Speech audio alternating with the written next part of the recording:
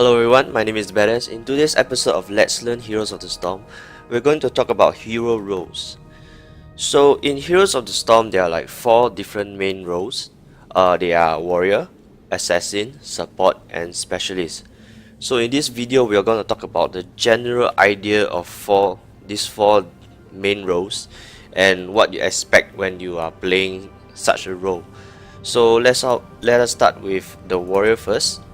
Warriors are generally more buffy characters. They are melee. They have higher HP as their level increases. They have abilities and talent that increase their survivability or reduce damage taken. So let's say for Arthas, we can have a look. One of his level 1 ability is block to reduce incoming basic damage. Or we can look at Diablo's ability. His trait is to gather souls, but the souls actually grant him HP regeneration and stuff like that. So warriors have more talents and abilities that help them reduce damage. Okay, next off we have Assassin.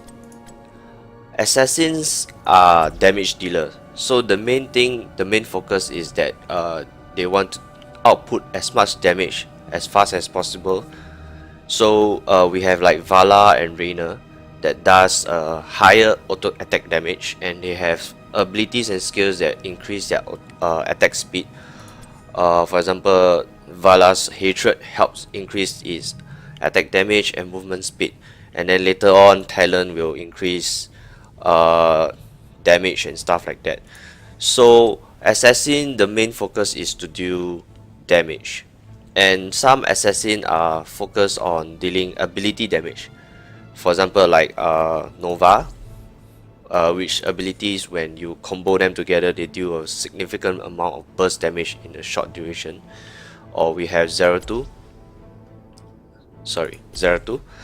which the same as Nova, deals burst damage with abilities combined together. So that's the main idea of assassin. And next, let's look at support roles. Support roles are what we call healers in this game. What they do is they support other roles in terms of back end support healing.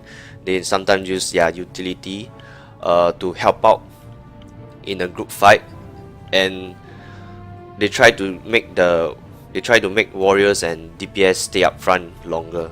So for example, Malfurion, he has a regrowth, a healing over time skill, and Tessada has a shield, which temporarily is a shield that absorbs damage temporarily. They also have talent like Healing Ward, which is a utility which is very useful for an AoE area that heals whoever's inside. Or we have Lily, whose special ability is just to mainly heal whoever's nearby her.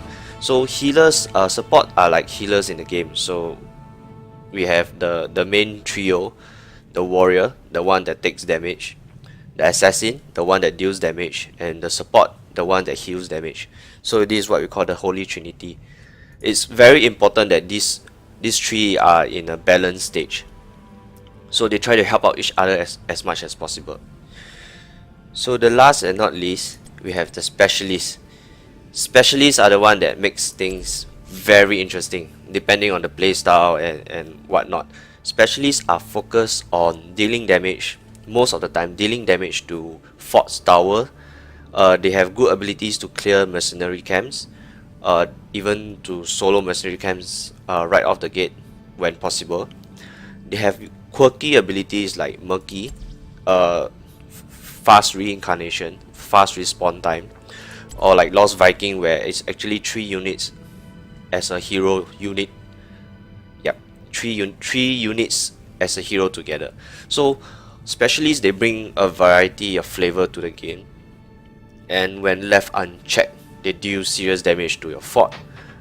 Fort and towers, they actually give good amount of experience at the start, so it's unwise to leave them alone at the start.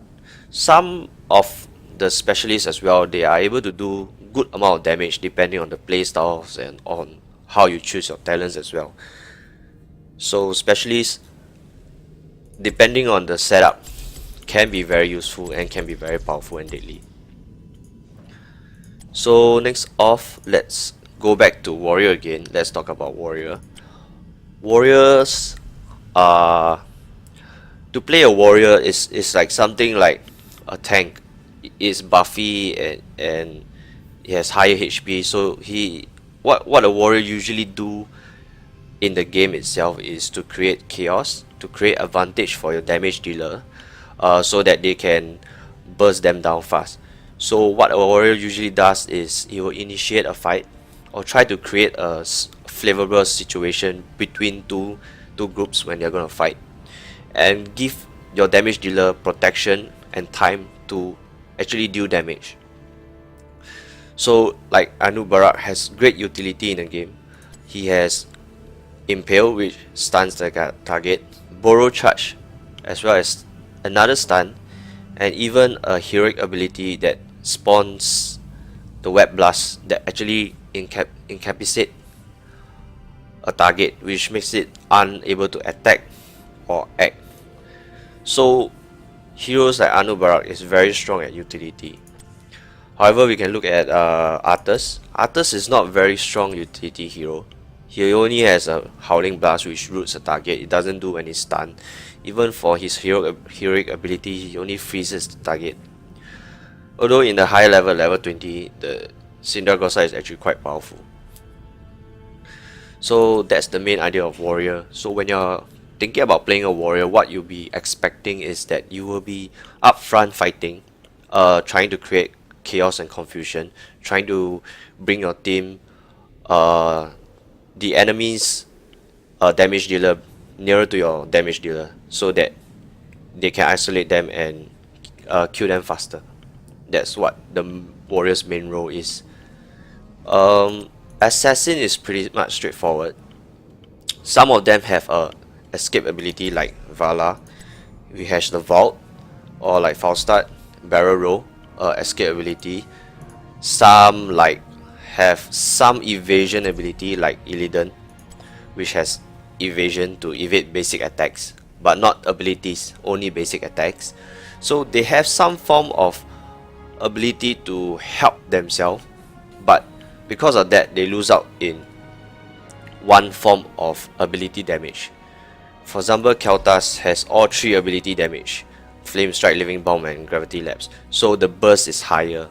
Same goes for Nova. Nova ability is all about dealing damage. So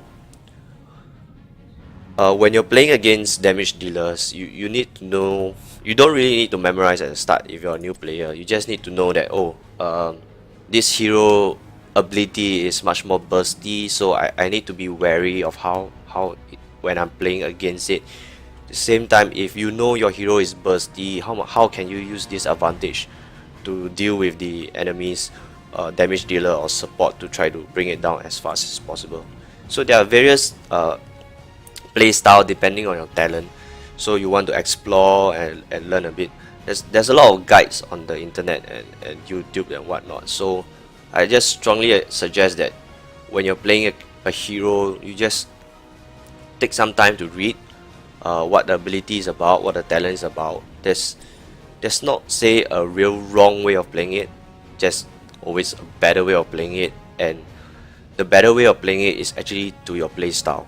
If you're not comfortable with someone's online guide and then if you try to use it, the most you can do is just practice the guide. But if you create your own play style and it works well with you against a certain type of hero, then it's better off for you. So there's always a better way of playing it, not say a wrong way of playing it. Next off, let's look at support. Most support, they have utility like stun, slow, whatnot. In Lily's case, she has a utility to summon a serpent on any ally. The serpent helps to attack, and then one of her heroic abilities actually deals damage and slow as well.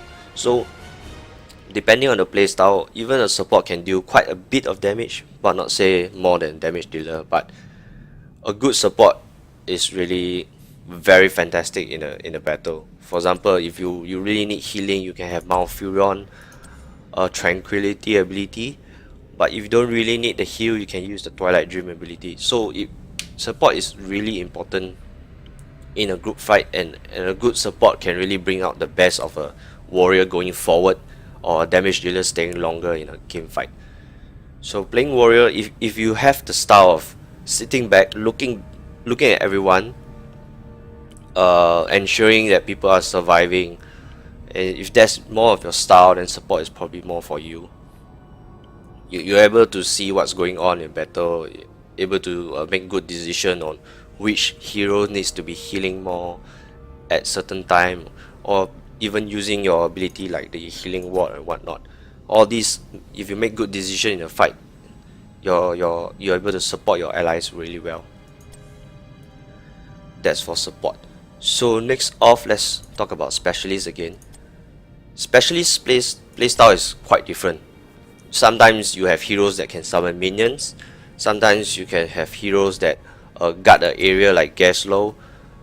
He has ability to set up turrets, so he can able to really zone out the enemy well with his turrets, so that if you're gonna contest an area for, let's say, a Sky Temple, any area that requires you to stand inside the mechanic for it to activate, like the Dragon Shrine and whatnot, Gaslow is really useful.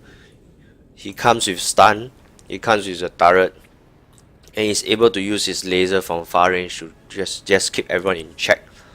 And talk about far range, and we have Asmodon.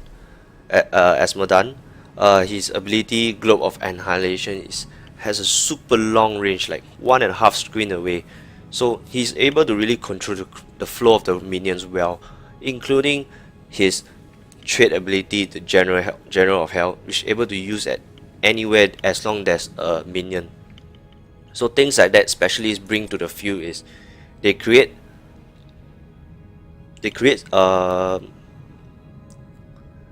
flow of the battle. They can change the flow of the battle. They're able to change the way you play against certain hero and stuff like that. So specialists actually bring the extra flavor to the game, and sometimes they bring the best out of a support, or even a warrior or assassin. Like Zagara is very strong against certain heroes. Her laning push ability is very strong with her minions, and she's able to protect herself with the Hunter Killer as well. And depending on the playstyle, if you like to go for group fight, you can use Devouring Maw, or if not, you like to play the lane pushing type to control the lanes at the side, you can always use the Nidus Network. So specialists are really fun to play with, and I prefer to play specialists more in a game because it really brings out a different flavor. So I think that's it for today's Heroes of the Storm Let's Learn. We talk about the 4 main roles and what abilities and what I'm expecting when you're playing with them. So I hope you enjoy my video, and I'll see you in the nexus. Thank you for watching. Bye.